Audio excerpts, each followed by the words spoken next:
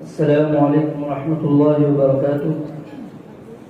الحمد للہ وحدہ والصلاة والسلام علی من لا نبی بعدہ.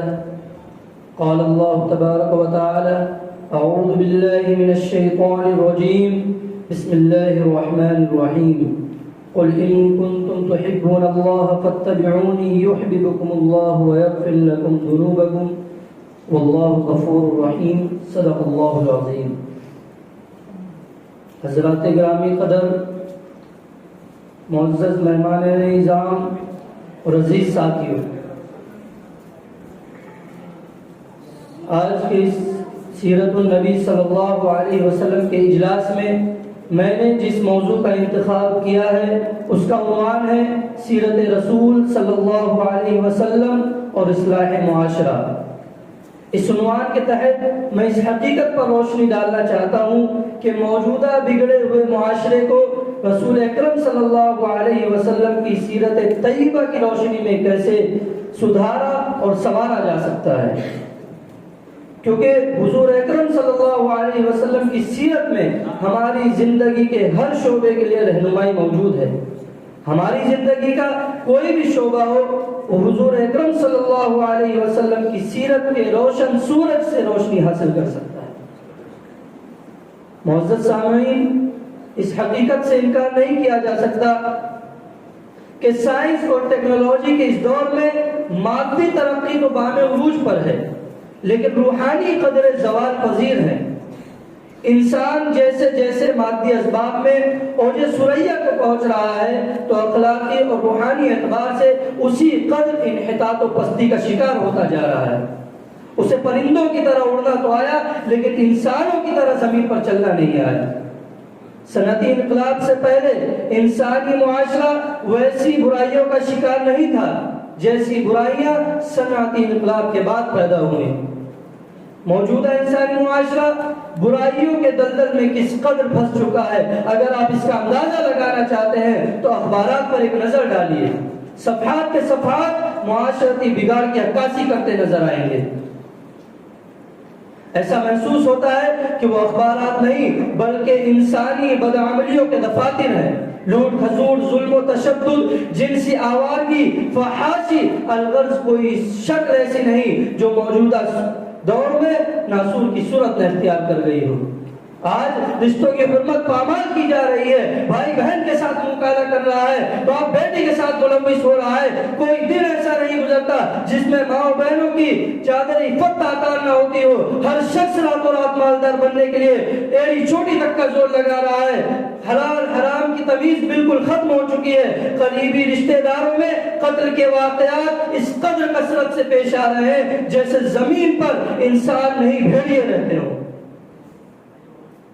نوجوان نسل انٹرنیٹ کے سہارے فحاشی اور جنسی آوارگی کے دلدل میں گلے تک پھنس چکی ہے. موبائل کے آزادانہ استعمال نے نوجوان لڑکوں اور لڑکیوں کے درمیان سارے حجابات ختم کر دیے ہیں.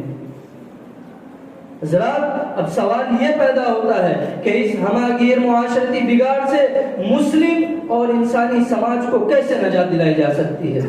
تو اس کا حل صرف اور صرف اس مسلح اعظم اور پیغمبر انقلاب صلی اللہ علیہ وسلم کی سیرت میں مل سکتا ہے، جنہوں نے ایسے وقت ایسی حالت میں انسانی معاشرے کی اصلاح کا بیڑا اٹھایا تھا کہ جب فساد و بگاڑ نے ساری دنیا کو اپنی لپیٹ میں لے لیا تھا.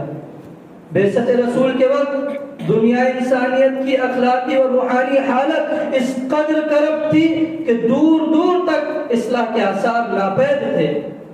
حضرت جعفر طیار رضی اللہ عنہ نے زمانہ جاہلیت کا جو حالت زار کا نقشہ کھینچا ہے شاہ حبش کے سامنے، اس سے بہترین ترجمانی نہیں ہو سکتی. انہوں نے نجاشی کے روبرو خطاب کرتے ہوئے کہا تھا کہ اے بادشاہ، ہم بتوں کو پوجتے تھے، نجاست میں آلودہ تھے، بے خدا بکا کرتے تھے، ہم میں انسانیت اور ایمانداری کا نشان نہ تھا، ہمسایہ کی رعایت نہ تھی، کوئی قاعدہ اور کوئی قانون نہ تھا. ایسی حالت میں خدا نے ہم میں سے ایک ایسی شخصیت کو مبعوث فرمایا جس کے حسب و نسب، تقوی، دیانتداری سے ہم خوب واقف تھے. اس پیغمبر نے ہم کو توحید کی دعوت دی اور تمام گمراہیوں سے نکال کر حق کے راستے پر لا کر کھڑا کر دیا۔ شاعر صحابہ کی شان میں کہتا ہے کہ خود نہ تھے جو راہ پر اوروں کے ہادی بن گئے، کیا نظر تھی جس نے مردوں کو مسیحا کر دیا۔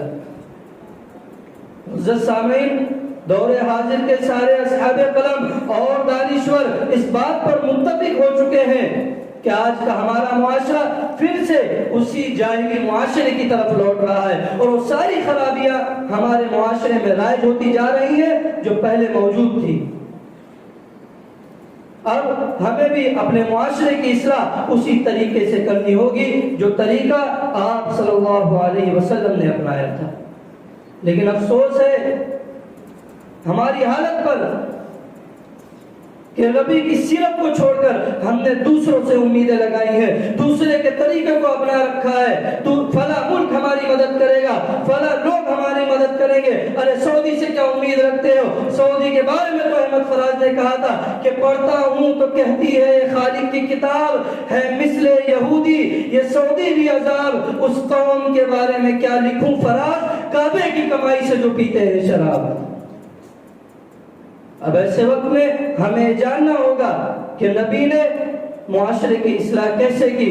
یہی وجہ ہے کہ کتنے ہی لوگ ایسے ہیں اور کتنے ہی انسان ایسے ہیں جنہوں نے معاشرے کو بدلنے کے لیے ایڑی چوٹی تک کا زور لگا دیا ہے، لیکن معاشرہ سدھرنا تو دور بلکہ بد سے بدتر ہوتا چلا جا رہا ہے۔ کیوں؟ کیونکہ ان کے طریقے میں طریقے رسول نہیں ہے۔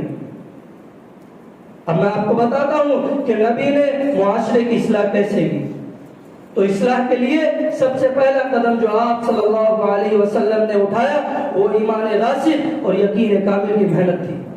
13 سالہ مکی زندگی میں حضور اکرم صلی اللہ علیہ وسلم نے صحابہ کے دلوں میں ایمان کو اس قدر پختہ کر دیا تھا کہ ان کا ایمان پہاڑوں سے زیادہ مضبوط ہو گیا تھا، اور ان میں ایسا یقین پیدا کر دیا تھا کہ وہ لوگ بڑی سے بڑی حقیقت کو جھٹلا سکتے تھے، لیکن نبی کی طرف سے کیے گئے خدائی وعدے اور وعیدوں کے متعلق ذرہ برابر بھی شک نہیں کرتے تھے۔ ایک صحابی سے جب ان کے ایمان کے بارے میں پوچھا گیا تو صحابی فرماتے ہیں ارے میرا حال تو یہ ہے کہ میرے دائیں جانب جنت ہے اور میرے بائیں جانب جہنم، اور ایسا لگتا ہے کہ میں پل صراط پر کھڑا ہوں۔ اس حد تک ان کا ایمان پختہ ہو چکا تھا۔